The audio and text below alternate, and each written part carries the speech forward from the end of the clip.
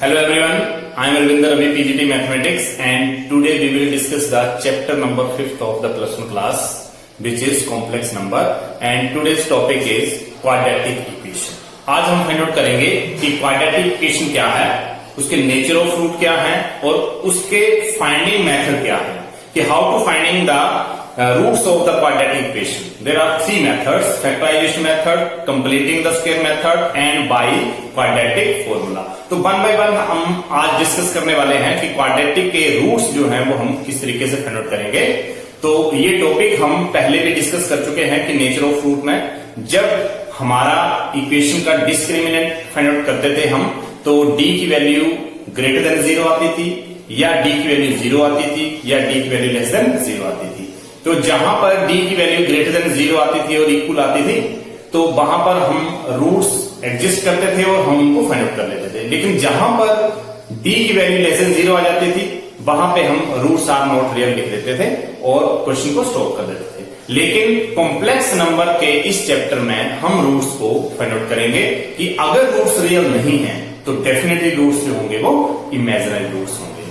तो now we will take the first topic is quadratic equation, and now we will start from the definition of the quadratic equation. Now let us start.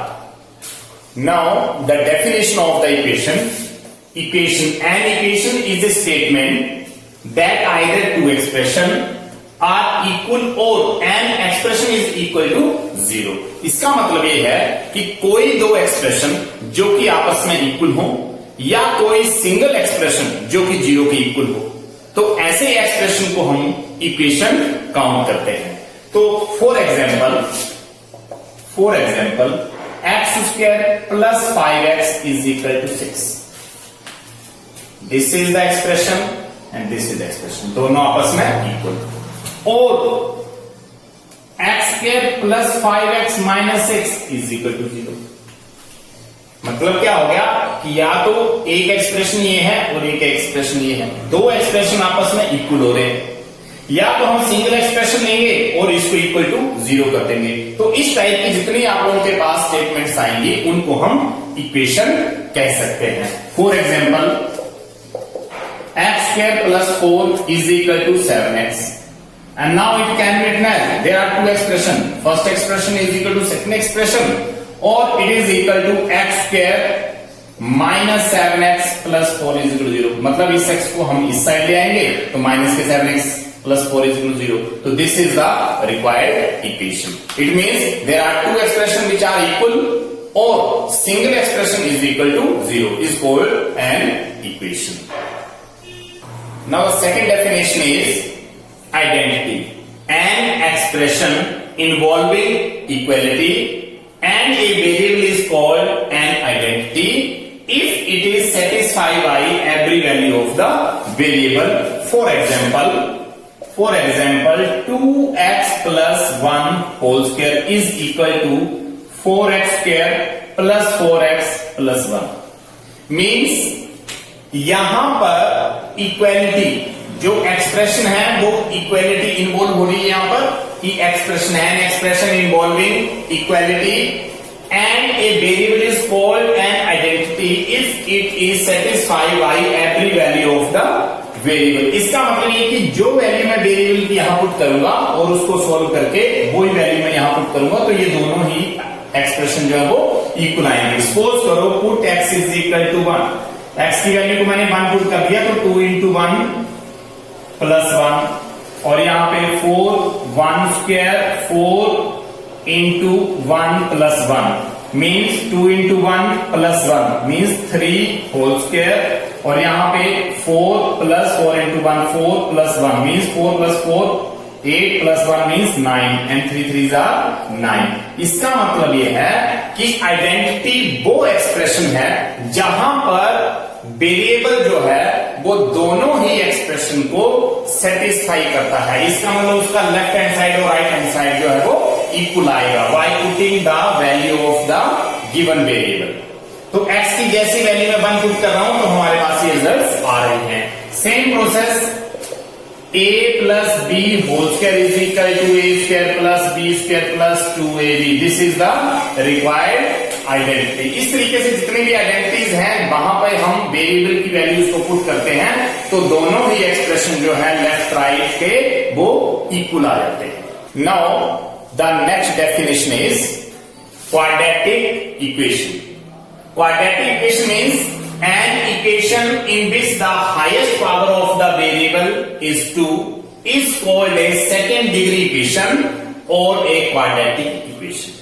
Means जिस भी equation का variable highest degree 2 maintain करता है उसको हम quadratic equation बोल देते हैं या equation of the second degree बोल सकते हैं। मीन्स जिस भी इक्वेशन में वेरिएबल का हाईएस्ट पावर जो होगा वो 2 होगा उस इक्वेशन को हम क्वाड्रेटिक इक्वेशन बोल सकते हैं। इसका मतलब क्या है कि any equation having degree 2 is called the second degree equation और quadratic equation. And for example इसके लिए हम फॉर एग्जांपल लिख सकते हैं कि यहां पे 2x² plus 5x plus 3 is equal to 0 means x variable है उसकी हाईएस्ट डिग्री जो है वो 2 है। यहां पे हम और एग्जांपल लिख सकते हैं कि 4x² plus 5x plus 6 is equal to 0।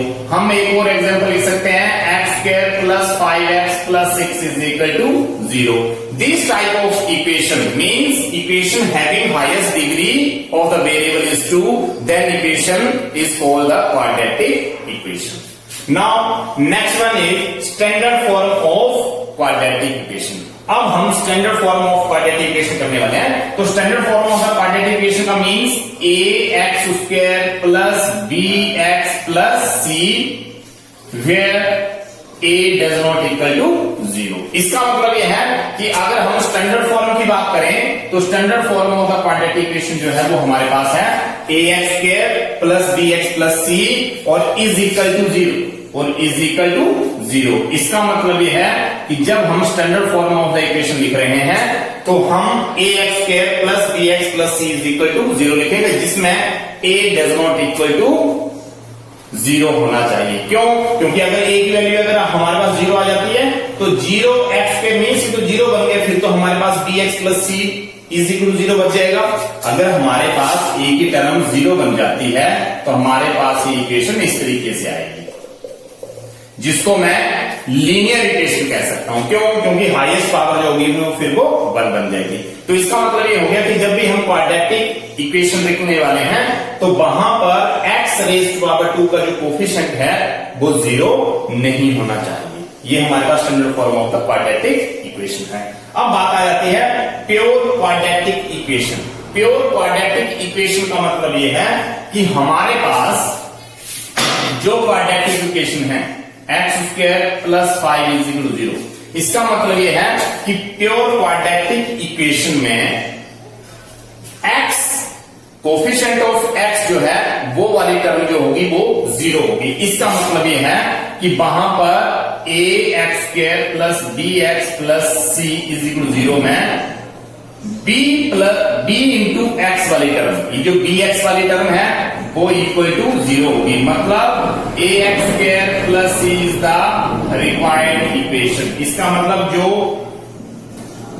Pure quadratic equation होगा उसकी फॉर्मेशन ax² प्लस c होगी। मतलब उस इक्वेशन में x की कोई भी टर्म नहीं होगी। मीन ये हो गया कि वहां पे b की वैल्यू 0 होगी तो b इंटू x 0 बन जाएगा। इसका मतलब ये है कि प्योर क्वाड्रेटिक में x² का कोफिशिएंट होगा और एक कांस्टेंट टर्म होगी। मतलब x वाली टर्म इसमें अप्लाई नहीं होगा, इसमें मतलब x वाली टर्म नहीं आएगी। फॉर एग्जांपल के लिए हम और लिख सकते हैं कि for example 4x² plus 6 is equal to 0। यहां पे x² की टर्म है, उसके बाद हमारे पास कांस्टेंट टर्म है।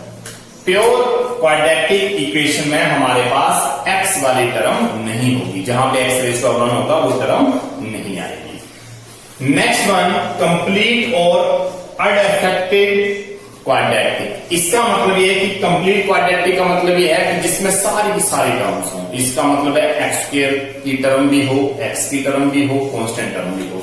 तो इसके लिए हम फॉर एग्जांपल लिख सकते हैं कि 4x² plus 5x plus 6 is equal to 0। This type of the equation is called complete और अनअफेक्टेड इक्वेशन।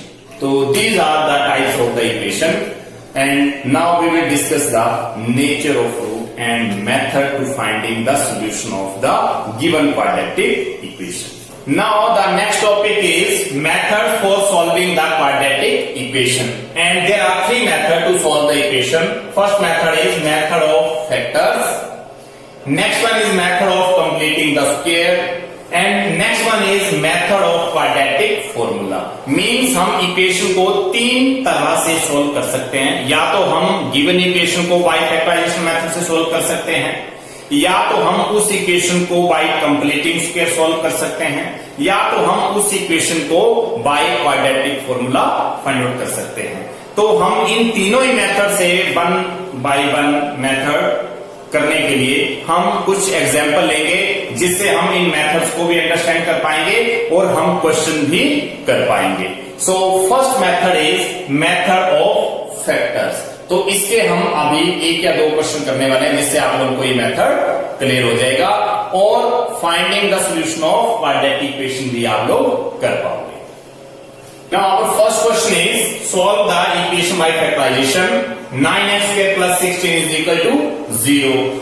इस क्वेश्चन में formation a square plus b square बन गया is equal to 0. यहां पे इस तरीके का कोई रिजल्ट मेरे पास दे रखा है. तो अगर मेरे पास a square plus b square is equal to 0 होगा, तो a square plus b square के फैक्टर बनाना मेरे लिए मुश्किल होगा. तो मैं a square minus B square is equal to अगर 0 बना दूं, तो इससे मेरे पास a माइनस बी और a प्लस बी का रिजल्ट अप्लाई करके फैक्टर बन सकते हैं. तो यहां पे हम लिखेंगे आयोटा स्क्वायर की वैल्यू आप लोगों को पता है -1 होती है. तो हम इसको 9x स्क्वायर को प्लस यहां 16 है और यहां आयोटा स्क्वायर, अगर मैं 16 आयोटा स्क्वायर लिख दूं तो यहां पे माइनस की टर्म आ जाएगी. क्यों? क्योंकि आयोटा स्क्वायर की वैल्यू -1 और ये माइनस अपने आप यहां पे प्लस हो जाएगा. इसका मतलब इस इक्वेशन को मैं इस तरीके से लिख सकता हूं. मतलब मैं अगर 16 को आयोटा स्क्वायर से मल्टीप्लाई कर रहा हूं, तो मैंने यहां पे माइनस लिख दिया ताकि आयोटा स्क्वायर की वैल्यू -1 और माइनस प्लस हो जाएगी. और इस टर्म को अब मैं लिख सकता हूं 3x whole square minus 4 iota whole square is equal to 0. यहां से 3x स्क्वायर को 9x square minus 4 iota square means 16 iota square. Now ये रिजल्ट मेरे पास बन गया a square minus b square इस आइडेंटिटी के अकॉर्डिंगली, जिसके मैं आसानी से फैक्टर बना सकता हूं a square minus b square 3x minus 4 iota और 3x plus 4 iota is equal to 0. ये मेरे पास फैक्टर बन चुके हैं. तो यहां से एक रिजल्ट आ गया 3x minus 4 iota is equal to 0 और दूसरा रिजल्ट आ गया 3x plus 4 iota is equal to 0.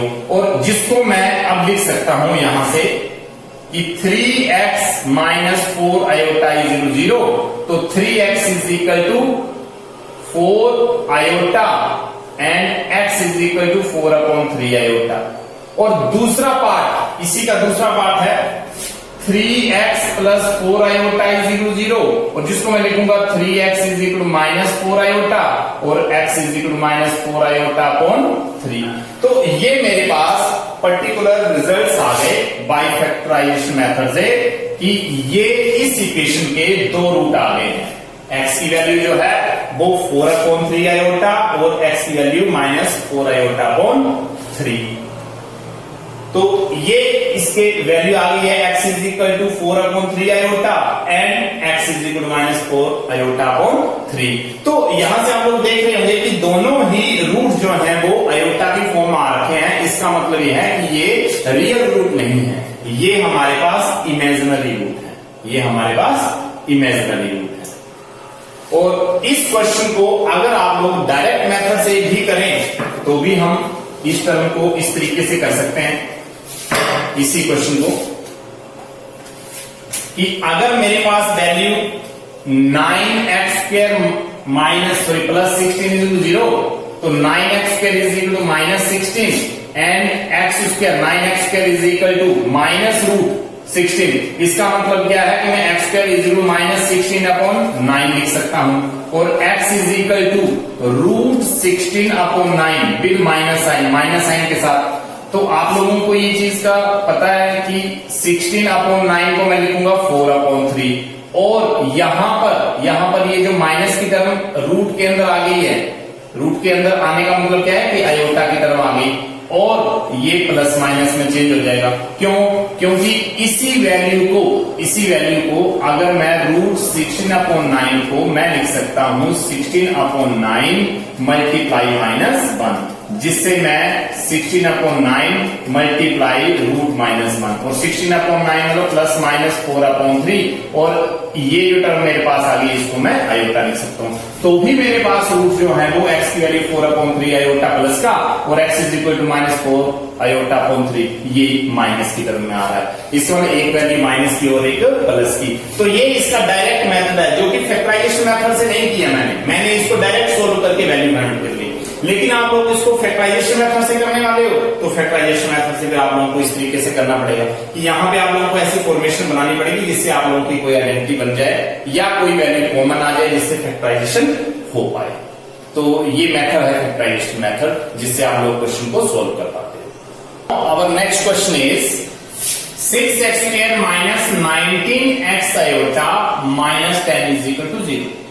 तो जब हम फैक्टराइजेशन करते थे तो हम ऐसे इक्वेशन को कंपेयर करते थे ax² plus bx plus c is equal to 0, जिससे मेरे पास a की वैल्यू आती थी 6, b की वैल्यू है आप लोगों के पास -19 और c की वैल्यू है -10। और जैसे हम इसके फैक्टर बनाते थे तो हम a मल्टीप्लाई c का मल्टीप्लाई करके ये -60, अब -60 के हम फिर फैक्टर बनाते थे 2, ये 30 और ये 15 और ये 3 और ये 5 और 5 1 जा 5। तो यहां से मेरे पास रिजल्ट आ गया 2 इंटू 2 इंटू 3 इंटू 5, 2 2 जा 4 एंड 3 इंटू 5 मींस 15। तो यहां से अगर मैं माइनस के 15 और माइनस के 4 रखता हूं तो मेरे पास जो वैल्यू है वो -4 -15 माइनस के 19 लग जाएगी। लेकिन जैसे मैं इसको मल्टीप्लाई करूंगा 4 इंटू 15 करूंगा तो 60 तो बन जाएगा, लेकिन माइनस माइनस प्लस, इसका मतलब 4 minus multiply -15 is equal two plus 60, जबकि मेरे पास यहां पे माइनस के 60 आ रहे। इसका मतलब यह है कि यहां पे मुझे फॉर्मेशन ऐसी बनानी पड़ेगी ताकि मैं इसका स्प्लिटिंग मिडल टर्म कर सकूं। तो मैं यहां से क्या लिखूंगा कि 6x² minus 19x iota minus 10 और यहां पे आयोटा स्क्वायर कर दूंगा और यहां प्लस कर दूंगा। क्यों? क्योंकि जैसे मैं यहां आयोटा स्क्वायर की वैल्यू माइनस करूंगा -1 तो ये अपने आप ही -10 बन जाएंगे। तो मैंने इस फॉर्मेशन को बनाने के लिए ऐसा किया। अब मैं फैक्टराइजेशन मेथड से इसको मिडल टर्म को स्प्लिट कर रहा हूं। मैं लिखूंगा यहां पे कि 15x iota minus 4x iota plus 10 iota square is equal to 0। यहां से देखिए -15x iota minus 4x iota minus 19x iota और -15 को मैं -4 से मल्टीप्लाई करूंगा तो 6 इंटू 10 आयोटा की स्क्वायर की वैल्यू, जो टर्म आपके पास माइनस के 60 बन रही थी वो आ जाएगी। क्यों? क्योंकि माइनस प्लस हो जाएंगे और 15 इंटू 4 आप लोगों के पास बन जाएंगे 60 और यहां पे 6 इंटू 10 भी बन जाएंगे 60। तो यहां से मैं कॉमन लेने वाला हूं, मैं 3x यहां से कॉमन ले सकता हूं, अंदर मेरे पास बच गया 2x माइनस 3 कॉमन है तो इसका मतलब यहां पे अंदर 5 बच जाएगा, x कॉमन ले रखा है 5 आयोटा। यहां से 4 और 10 2 मल्टीपल है, 2 कॉमन आ सकता है, आयोटा यहां पर भी आयोटा कॉमन आ सकता है, अंदर मेरे पास 2x की टर्म रहेगी ताकि 2 इंटू 2 4x आयोटा और यहां पे माइनस माइनस बन जाएगा प्लस, ठीक है। और यहां पे मैं 5 आयोटा लिख सकता हूं ताकि minus minus plus iota into iota, iota square 2 into 5 10, इसका मतलब वैल्यू बन गई। अब यहां से 2x माइनस 5 आयोटा एक फैक्टर ये आ चुका और एक ये आ चुका, कॉमन ले लिया और अंदर बच गया 3x minus 2 iota is equal to 0। तो मैंने इसके अब फैक्टर बना लिए। अब मेरे पास यहां से 2x minus 5 iota is equal to 0 एक फैक्टर बन गया और 3x minus 2 iota is equal to 0 दूसरा फैक्टर बन गया।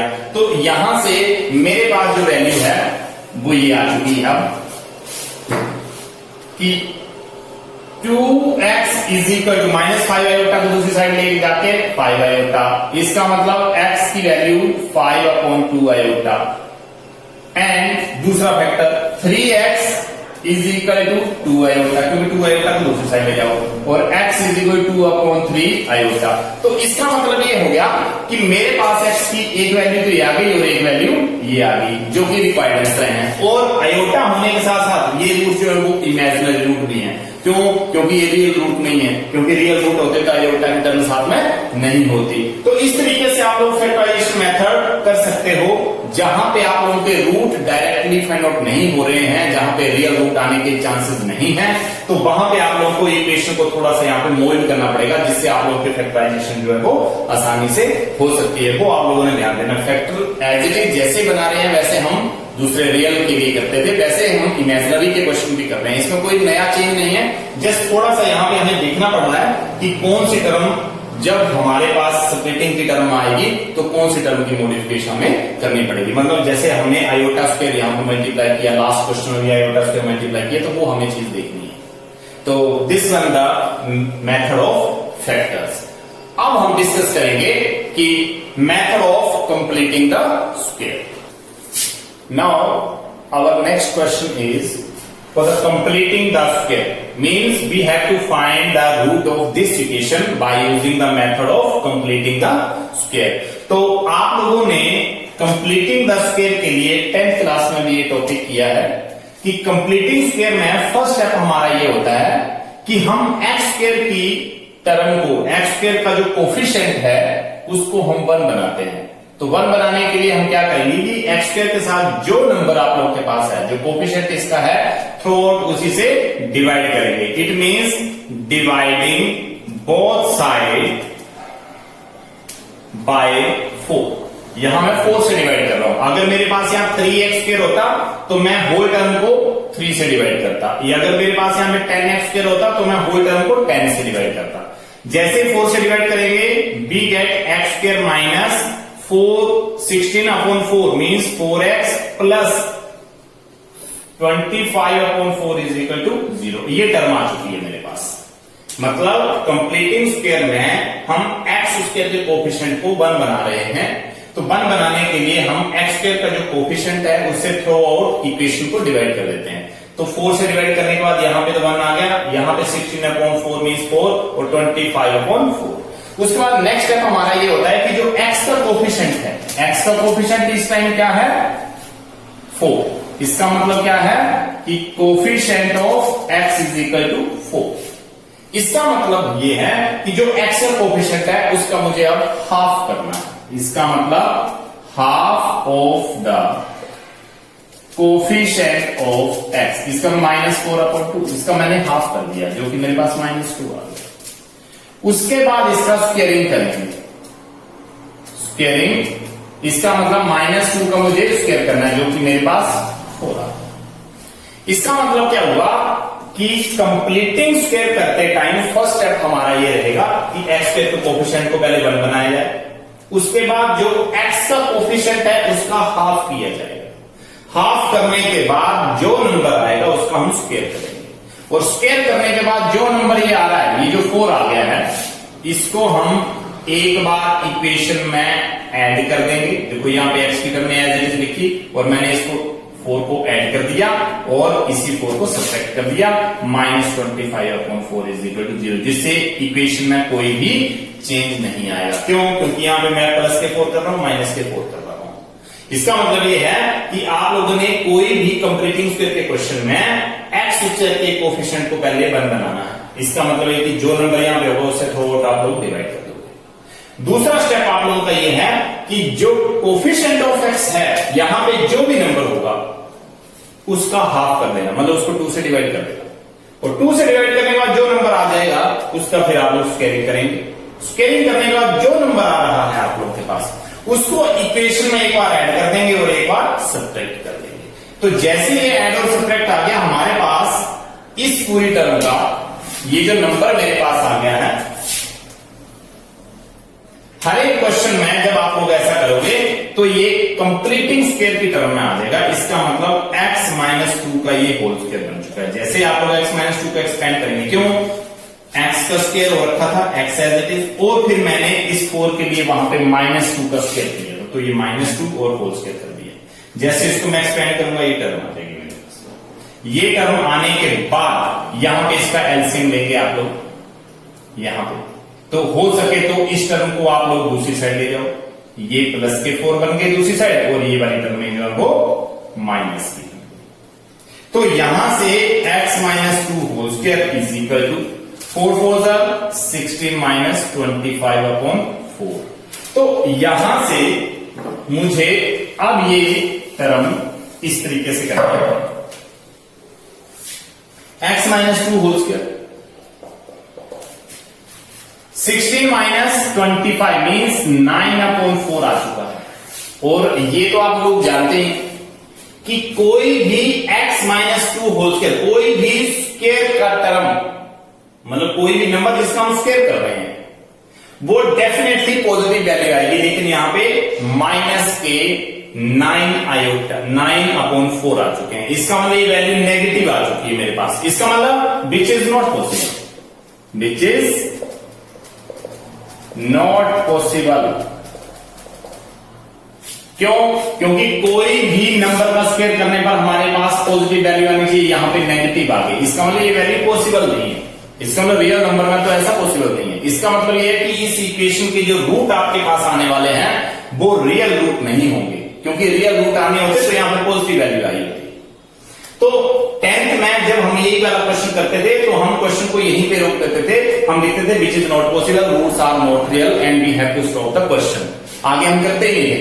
लेकिन यहां हम +1 में कॉम्प्लेक्स नंबर का टॉपिक कर रहे हैं, तो इस वजह से हम इसको फाइंड आउट करेंगे। मतलब रूट रियल नहीं भी है तो हम रूट इमेजिनरी जो है उनको फाइंड आउट करने वाले हैं। तो यहां से हम क्या करेंगे कि x minus 2 whole square is equal to 9/4, और ये जो आपके पास माइनस टर्म है इसको मैं इस माइनस टर्म को आयोटा स्क्वायर लिख रहा हूं। क्यों? क्योंकि -1 की टर्म जो होती है वो आयोटा स्क्वायर की टर्म होती है। मतलब मैं आयोटा स्क्वायर की वैल्यू जैसे मैं यहां पे -1 पुट करूंगा तो ऑब्वियसली ये -9/4 आ जाएगा। तो मैंने इसको आयोटा स्क्वायर से चेंज कर दिया, और आयोटा स्क्वायर से चेंज करते ही हमें ये पता चल गया कि ये इक्वेशन जो वो इमेजिनरी में आ जाएगी, मतलब ये इमेजिनरी रूट देने वाली इक्वेशन है। तो यहां से अब हम करेंगे x minus 2 whole square 9/4 iota square is 0। इसको मैं लेफ्ट में ले आया तो ये नेगेटिव साइन से आ गया। अब मेरे पास x minus 2 whole square minus 3/2 iota whole square, इस टर्म को मैं ऐसा लिख सकता हूं। क्यों? क्योंकि 3 का स्क्वायर 9, 2 का स्क्वायर 4 और आयोटा स्क्वायर। तो यहां से मेरे पास आइडेंटिटी बन गई a square minus b square is 0। तो आइडेंटिटी आ गई a square minus b square, जिसको मैं लिखूंगा a माइनस b और a प्लस b। तो यहां से a की इक्वेशन मेरे पास से आ गई x माइनस 2 माइनस 3/2 आयोटा, और दूसरी वैल्यू आ गई x माइनस 2 प्लस 3/2 आयोटा। क्यों? क्योंकि a square minus b square, a minus b and a plus b, इस आइडेंटिटी के अकॉर्डिंगली मेरे पास ये रिजल्ट लिखा गया।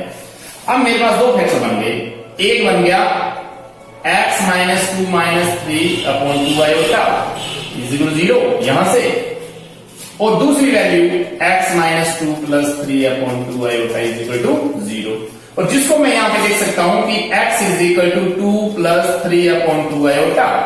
क्यों? क्योंकि दूसरी साइड जाएंगे दोनों नेगेटिव साइन प्लस के चेंज हो जाएंगे, और यहां पे x की वैल्यू माइनस के 2 प्लस में चेंज और minus 3/2 iota. These are the two roots of the given equation and which are the imaginary. This is the required, this is the required root of the given equation by using the method of the completing the square। तो completing the square में हम जो 4 step ले रहे हैं वो आप लोग ध्यान से सुनिए। फर्स्ट स्टेप में हमने x स्क्वायर के कोफिशिएंट को 1 बनाना है, कोई भी इक्वेशन में हो यहां पे जो नंबर हो उसी से डिवाइड कर दो। उसके बाद कोफिशिएंट ऑफ x लेना है, उसका हाफ करना है, मतलब उसको 2 से डिवाइड करना है। 2 से डिवाइड करने के बाद जो नंबर आएगा उसको स्क्वायर कर देना है, उसको एक बार ऐड कर देना है, एक बार सब्ट्रैक्ट कर देना है। ऐड करते ही ये x वाला टर्म जो है वो कंप्लीटिंग स्क्वायर में चेंज हो जाएगा। यहां पे आप लोगों ने x और यहां पे जिस टर्म का स्क्वायर है x का स्क्वायर है और यहां 2 का स्क्वायर 4 है, तो x और 2 यहां पे आएंगे। अगर यहां माइनस की टर्म है तो माइनस आएगा, यहां प्लस की टर्म है तो यहां प्लस आ जाएगा। a plus B whole square बन सकता है, a minus B whole square बन सकता है। और दूसरी साइड कांस्टेंट टर्म जो है उनका अपना एक कैलकुलेशन आ जाएगा। उसके अकॉर्डिंग यहां से आप लोग चेक कर सकते हो कि अगर ये पॉजिटिव वैल्यू आती है तो रूट्स रियल होंगे, जिसको आप as it is find out कर सकते हो। और अगर ऐसे नहीं आता है तो आप लोगों को माइनस को हटाने के लिए आयोटा स्क्वायर का यूज करना पड़ेगा, जिससे ये रूट आ जाएंगे, लेकिन इमेजिनरी की टर्म आएगी, जो कि हमने अभी फाइंड आउट की है। तो this is the required method to find the roots of the given equation by using the method of completing square. Now the next method to finding the solution, to finding the root of the given equation by using the quadratic formula। और quadratic formula आप लोग 10th से भी पढ़ते आ रहे हो कि quadratic formula में x की वैल्यू जो थी वो minus B plus minus root B square minus 4ac upon 2a हम लिखते थे। इस मेथड से भी हम इक्वेशन को फाइंड आउट करते थे, इसका मतलब उसके रूट फाइंड आउट करते थे। तो क्वाड्रेटिक फॉर्मूला अप्लाई करने से पहले हम थोड़ा सा डिस्कस करेंगे इसके नेचर ऑफ रूट में। तो nature of roots of equation, इसको चेक करने के लिए हम एक टर्म फाइंड आउट करते थे, डिस्क्रिमिनेंट। डिस्क्रिमिनेंट और डिस्क्रिमिनेंट का मतलब जिसको हम डी से डिनोट करते थे, जिसका rate B square minus 4ac था। तो यहां पे 3 कंडीशन आती थी। First condition D greater than 0, second condition D equal to 0 और थर्ड वन था कि डी लेस देन 0। तो डी ग्रेटर देन 0 का मतलब ये था कि यहां पे roots are real and distinct. Distinct का मतलब डिफरेंट, मतलब रियल आएंगे और डिफरेंट होंगे। डिफरेंट मतलब एक अलग होगा दूसरा अलग होगा। जहां पे डी की वैल्यू 0 आती थी, इसका मतलब क्या था कि roots are real and equal, मतलब जो 2 रूट आने हैं वो दोनों सेम वैल्यू के होंगे, सेम इक्वल रूट होंगे और रियल होंगे। लेकिन जब डी लेस देन 0 आता था तो हम लिखते थे कि रूट्स आर नॉट रियल, और अगर रूट्स आर नॉट रियल होता था तो 10th तक हम ये कर रहे थे कि आंसर लिख देते थे हम, कि हम क्वेश्चन को आगे प्रोसीड नहीं करते थे, क्योंकि रूट्स रियल नहीं है। तो डेफिनेटली अगर रूट रियल नहीं है तो हम उनको फाइंड आउट नहीं कर रहे थे। लेकिन यहां प्रश्न में हम कॉम्प्लेक्स नंबर अभी हम स्टडी कर रहे हैं, तो roots are not real implies है, अगर रूट्स रियल नहीं है तो definitely roots are imaginary. Roots are imaginary, roots real नहीं है तो इमेजिनरी होंगे, और इमेजिनरी होंगे तो डेफिनेटली आयोटा की टर्म में होंगे, जिनको हम अब फाइंड आउट करने वाले हैं। तो ये जो 2 टर्म आप लोगों ने ऊपर देख रहे हो आप लोग, D greater than 0, D is equal to 0, ये तो हम टॉपिक पहले कर चुके हैं कि जिसमें आप लोगों के पास डी की वैल्यू आती थी, आप लोग बी स्क्वायर माइनस 4ac की वैल्यू यहां पे रखते थे, बी की वैल्यू यहां रखते थे और ए की वैल्यू यहां रखते थे, और पूरी टर्म को फाइंड आउट करने के बाद एक्स की 2 वैल्यू थे, एक प्लस की टर्म में एक माइनस की टर्म में आती थी, जो कि हमारे पास गिवन इक्वेशन के रूट होते थे। लेकिन अब हम डिस्कस करने वाले हैं जो टॉपिक ये आ गया, ये टॉपिक हम अब डिस्कस करने वाले हैं, जो कि +1 का मेन टॉपिक हो गया ये, कि roots are not real, roots real नहीं है तो रूट्स जो होंगे वो डेफिनेटली इमेजिनरी होंगे। तो इस चीज के लिए अब हम एक एग्जांपल लेने वाले हैं, जिससे आप लोग ये समझ पाओगे कि जब रूट्स रियल नहीं आते थे, कि डी की वैल्यू जो हुई कि लेस देन 0 आती थी, डी की वैल्यू नेगेटिव आ जाती थी, तो हम क्वेश्चन को आगे प्रोसीड नहीं कर रहे थे, लेकिन अब हम करने वाले हैं। तो एक क्वेश्चन हम यहां पर लेने वाले हैं, रूट्स आर नॉट रियल के लिए, कि for example 8x square plus 9x plus 3 is equal to 0। मान लो मैंने कोई इक्वेशन लिख ली, जिसको मैं कंपेयर करूंगा, comparing with ax square plus bx plus c is equal to 0, जिससे मेरे पास a की वैल्यू x स्क्वायर का कोफिशिएंट 8, b की वैल्यू x का कोफिशिएंट 9 और C मतलब कांस्टेंट टर्म 3 आ चुकी। First of all we have to find the D। D means B square minus 4AC, ये मुझे फाइंड आउट करना है। तो B स्क्वायर का मतलब क्या है 9 square minus 4 into A means 8 into C means 3, 9 into 9 means 81, 4 into 8 32, 38 into 3 means 96 और ये वैल्यू माइनस के 15। मतलब D की वैल्यू जो है यहां पे कि D जो है वो माइनस 15 आ चुका है, जो मैं लिख सकता हूं D लेस देन 0। अगर रूट D की वैल्यू जो है वो लेस देन 0 है तो जो रूट्स हैं, roots are not real, means roots are imaginary. Roots real नहीं है तो रूट्स जो होंगे वो इमेजिनरी होंगे। और इमेजिनरी फाइंड आउट करने के लिए हम कोई नया प्रोसेस नहीं करेंगे। जो D की वैल्यू माइनस की तरफ आ रखी है वो हम क्वाड्रेटिक फॉर्मूला में पुट कर देंगे। हम क्वेश्चन को सेम ही कर रहे हैं, लेकिन 10th में हम यहां पे क्वेश्चन को रोक रहे थे, जो कि अब हम प्रोसीड कर रहे हैं। तो यहां पे हम लिखेंगे by quadratic formula, by quadratic formula x is equal to minus B plus minus root B square minus 4AC upon 2a, जिसको मैं अब फाइंड आउट करने वाला हूं x एज इट इज और माइनस b, b की value 9 plus minus B square minus 4AC, B square minus 4AC की value मुझे माइनस 15 आ चुकी है, ये मैंने माइनस के 15 रख लिए और अपॉन में 2 मल्टीप्लाई a की वैल्यू 8 है। तो x की value minus 9 plus minus root 15 multiply minus 1 और यहां पे 16। तो x की value minus 9 plus minus root 15 और माइनस 1 का रूट जो होगा उसको हम आयोटा टर्म में लिख देंगे और ये वैल्यू 16। तो यहां से दो रूट आ गए, x is equal to minus 9 plus root 15 iota upon 16 and x is equal to minus 9 और माइनस रूट 15 आयोटा अपॉन 16।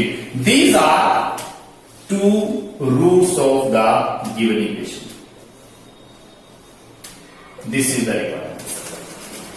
मतलब मैंने रूट जो है वो रियल फाइंड आउट ना होने पर भी इसको इमेजिनरी फाइंड आउट कर दिया, जो कि आयोटा की टर्म में आ चुके हैं। तो these are the required root of the given equation by using the quadratic formula. इसका मतलब ये कि क्वाड्रेटिक फॉर्मूला अप्लाई करते टाइम यहां पे D की वैल्यू अगर लेस देन 0 भी आ रही है तो हम रुकेंगे नहीं, रूट्स रियल नहीं है तो डेफिनेटली रूट इमेजिनरी होंगे और उनको हम फाइंड आउट कर रहे हैं बाय यूजिंग दिस मेथड। तो these are the some question regarding the quadratic equation. तो इस तरीके के बहुत सारे क्वेश्चन आप लोगों को आपकी बुक में मिलेंगे, जिसको आप लोग अब आसानी से कर सकते हो और क्वाड्रेटिक इक्वेशन के सारे सॉल्यूशन जो आप लोग फाइंड आउट कर सकते हो। That's all for today. Thank you.